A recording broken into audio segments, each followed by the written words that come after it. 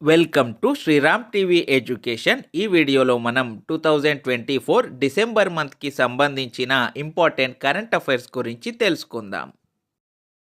December 2024 current అఫైర్స్కి సంబంధించిన second video ఇది. First video already upload చేయడం జరిగింది. ఫస్ట్ క్వశ్చన్, సుపరిపాలనా దినోత్సవం లేదా గుడ్ గవర్నెన్స్ డేను ఏ రోజున నిర్వహిస్తారు? Correct answer option C, December 25. మాజీ ప్రధాని అటల్ బిహారీ వాజ్పేయి జయంతి అయిన డిసెంబర్ 25న దేశవ్యాప్తంగా సుపరిపాలనా దినోత్సవం లేదా గుడ్ గవర్నెన్స్ డేగా జరుపుకుంటున్నాం. అటల్ బిహారీ వాజ్పేయి మధ్యప్రదేశ్లోని గ్వాలియర్లో 1924 డిసెంబర్ 25న జన్మించారు. వాజ్పేయి గారి శత జయంతి సందర్భంగా 2024 డిసెంబర్ 25న ఆయన స్మృతివనం సదైవ్ అటల్ వద్ద రాష్ట్రపతి ద్రౌపది ముర్ము, ఉపరాష్ట్రపతి జగదీప్ ధన్ఖడ్, ప్రధాని మోదీ తదితర ప్రముఖులు నివాళులర్పించారు. నెక్స్ట్ క్వశ్చన్, భారత అంతరిక్ష పరిశోధనా సంస్థ ఇస్రో పిఎస్ఎల్వి C-60 వాహక నౌక ద్వారా ఏ ఉపగ్రహాన్ని లేదా ఉపగ్రహాలను విజయవంతంగా ప్రయోగించింది? Correct answer option D, chaser మరియు target. ISRO SpaDeX space docking experiment పేరిట జంట ఉపగ్రహాలను భూకక్షలో అనుసంధానం చేసే బృహత్తర ప్రయోగాన్ని చేపట్టింది. పిఎస్ఎల్వి C-60 రాకెట్ ద్వారా చేజర్ లేదా SDX-01 మరియు టార్గెట్ SDX-02 ఉపగ్రహాలను డిసెంబర్ 30న విజయవంతంగా నిర్ణీత కక్షలో ప్రవేశపెట్టింది. ఒక్కో ఉపగ్రహం బరువు 220 కిలోలు. ఈ రెండు ఉపగ్రహాలను ఉపయోగించి అంతరిక్షంలో డాకింగ్ సాంకేతికతను ప్రదర్శించడమే ఈ మిషన్ లక్ష్యం. ఈ ప్రాజెక్టు విజయవంతమైతే డాకింగ్ సత్తా కలిగిన అమెరికా, రష్యా, చైనా తర్వాత 4వ దేశంగా భారత్ అవతరిస్తుంది. అంతరిక్షంలో రెండు ఉపగ్రహాలను అనుసంధానం చేయడాన్ని డాకింగ్ అంటారు. ఇది సాంకేతికంగా చాలా సవాళ్లతో కూడుకున్న వ్యవహారం.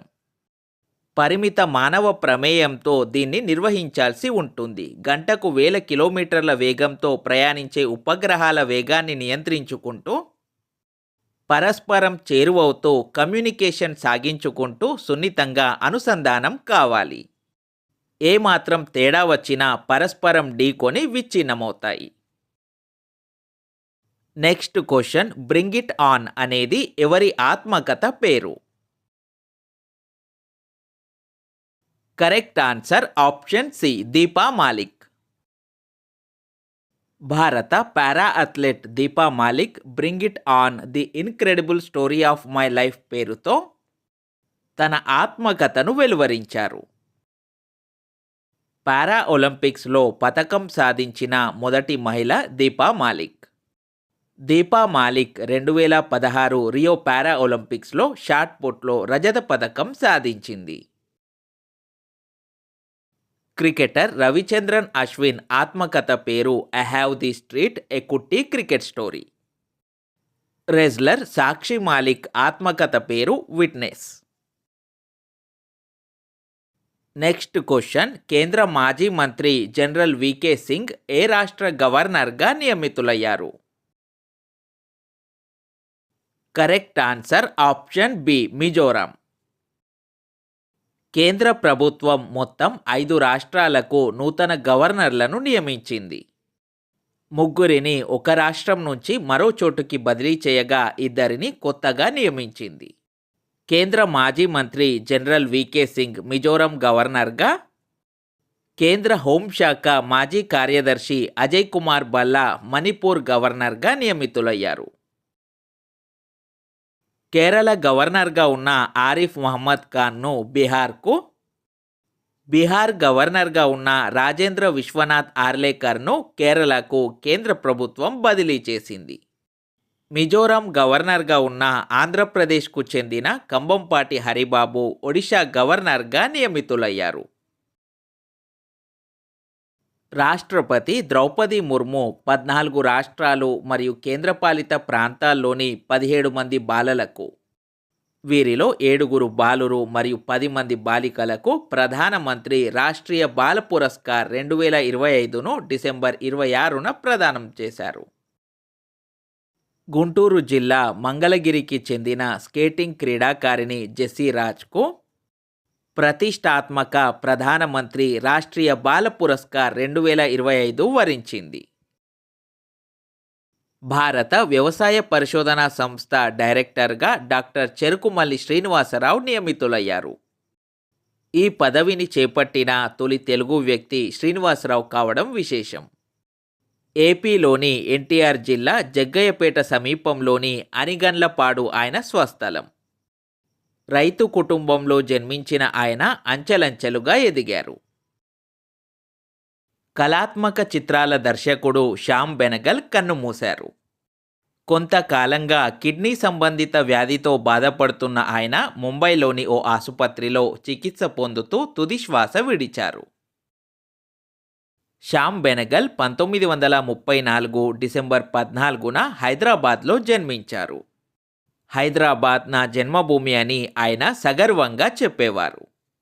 1974లో విడుదలైన తన తొలి సినిమా అంకుర్తోనే విశేష గుర్తింపు సాధించారు. జాతీయ, అంతర్జాతీయ పురస్కారాలెన్నో సొంతం చేసుకున్నారు. వాస్తవిక చిత్రాల దర్శకుడిగా తనదైన ప్రత్యేకత ప్రదర్శిస్తూ చరణ్దాస్ చోర్, మంథన్, భూమిక, అనుగ్రహం, జునూన్, మండి, త్రికాల్, సూరజ్ కా సాత్వా గోడా, సర్దారీ Begum, hurry burry, Zubeda, Netaji Subhash Chandrabose, the forgotten hero, welcome to Sajjanpur, well done అబ్బా మొదలైన ఎన్నో అద్భుత చిత్రాలకు దర్శకత్వం వహించారు. ఆయన చివరిగా చేసిన Mujib, the making of a nation 2023లో విడుదలైంది. చివరి వరకు సినిమాతోనే తన ప్రయాణం కొనసాగించిన ఆయన లఘు చిత్రాలు, ధారావాహికలకు దర్శకత్వం వహించారు. కళాత్మక చిత్రాలకు పెట్టింది పేరైన ఆయన తీసిన సినిమాలు, డాక్యుమెంటరీలకు జాతీయ, అంతర్జాతీయ పురస్కారాలు వరించాయి. సినీ రంగానికి ఆయన చేసిన సేవలకు గాను భారత ప్రభుత్వం 1976లో పద్మశ్రీ, 1991లో పద్మభూషణ్ పురస్కారాలతో సత్కరించింది. సినీ రంగంలో అత్యున్నత పురస్కారమైన దాదాసాహెబ్ ఫాల్కే 2005లో ఆయనను వరించింది. 2013లో ఏఎన్ఆర్ జాతీయ పురస్కారంతో శ్యామ్ బెనగల్ను గౌరవించారు. శ్యామ్ బెనగల్ రాజ్యసభ సభ్యుడిగాను 2006 నుంచి 12 వరకు సేవలందించారు. తబలా విద్వాంసుడు జాకీర్ హుస్సేన్ కన్నుమూశారు. తబలా మాస్ట్రోగా ప్రఖ్యాతిగాంచిన జాకీర్ హుస్సేన్ 1951 మార్చి 9న ముంబైలో జన్మించారు. ఆయనను 1988లో పద్మశ్రీ, 2002లో పద్మభూషణ్, 2023లో పద్మవిభూషణ్ పురస్కారాలతో కేంద్ర ప్రభుత్వం సత్కరించింది. జాకీర్ హుస్సేన్ 1990లో సంగీత నాటక అకాడమీ అవార్డును గెలుచుకున్నారు. 2009లో గ్రామీ పురస్కారం మరియు 2024లో జరిగిన 66వ గ్రామీ అవార్డుల్లో జాకీర్ హుస్సేన్ 3 అవార్డులను గెలుచుకొని చరిత్ర సృష్టించారు.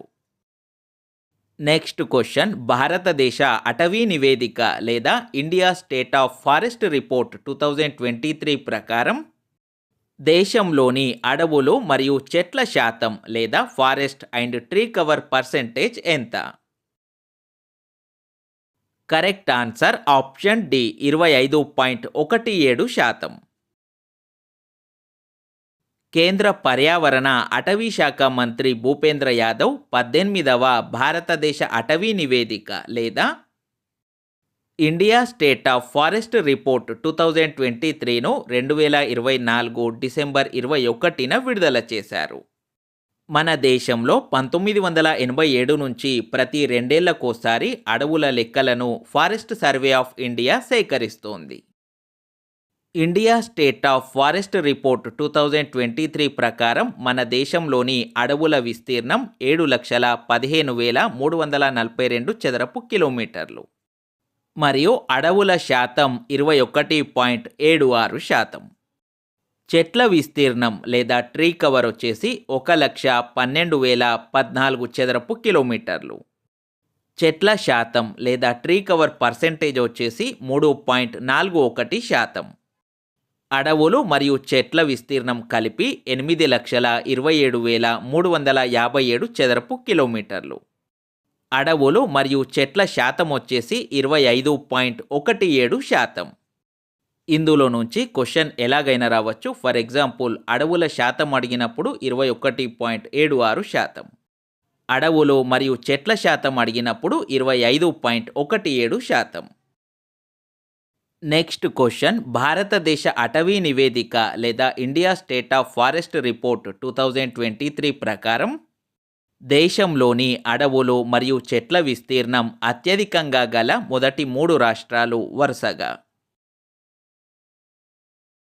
Correct answer option C, Madhya Pradesh, Arunachal Pradesh, Maharashtra. అత్యధిక అటవీ మరియు చెట్ల విస్తీర్ణం గల మొదటి 3 రాష్ట్రాలు లేదా top 3 states having largest forest and tree cover. 85,724 చదరపు కిలోమీటర్ల విస్తీర్ణంతో మధ్యప్రదేశ్ మొదటి స్థానంలో, 67,083 చదరపు కిలోమీటర్ల అటవీ విస్తీర్ణంతో అరుణాచల్ ప్రదేశ్ రెండవ స్థానంలో, 65,383 చదరపు కిలోమీటర్ల అటవీ విస్తీర్ణంతో మహారాష్ట్ర మూడవ స్థానంలో నిలిచాయి. Next question, Indian state of forest report 2023 ప్రకారం దేశంలో అత్యధిక అటవీ విస్తీర్ణం గల మొదటి 3 రాష్ట్రాలు. లాస్ట్ క్వశ్చన్లో అటవీ మరియు చెట్ల విస్తీర్ణం గురించి అడిగారు, బట్ ఈ క్వశ్చన్లో అటవీ విస్తీర్ణం మాత్రమే అడుగుతున్నారు. Correct answer option B, Madhya Pradesh, Arunachal Pradesh, Chhattisgarh. అత్యధిక అటవీ విస్తీర్ణం గల మొదటి 3 రాష్ట్రాలు లేదా top 3 states having largest forest cover.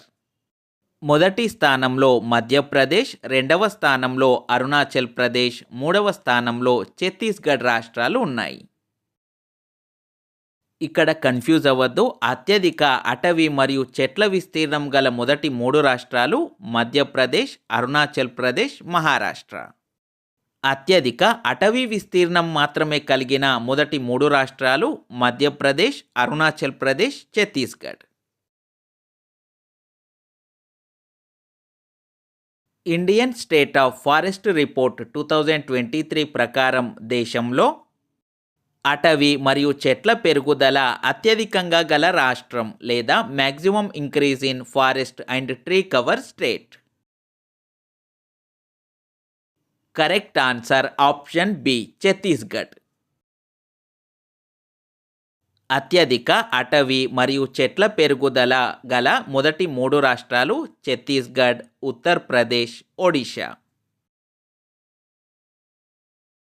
Next question, Indian state of forest report 2023 ప్రకారం దేశంలో అటవీ పెరుగుదల అత్యధికంగా గల రాష్ట్రం.